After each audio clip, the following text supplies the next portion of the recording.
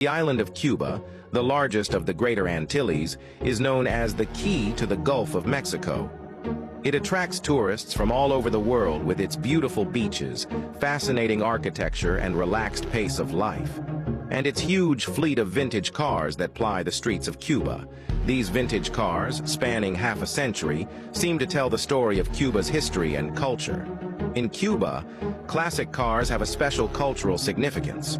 They are not only a means of transport, but also a way of life for the Cuban people. There are still 70,000 vintage cars from the last century in Cuba. Stroll through old Havana or take a drive in a vintage car. See the romance of the Baroque buildings lining the roads. Relax on the beaches of Baradero or take a boat trip for a seafood dinner.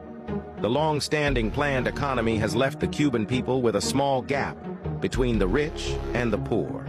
And there is no pressure to buy a house. The government distributes the housing, but the residents only have the right to live there. Follow me, and I'll show you the beautiful world.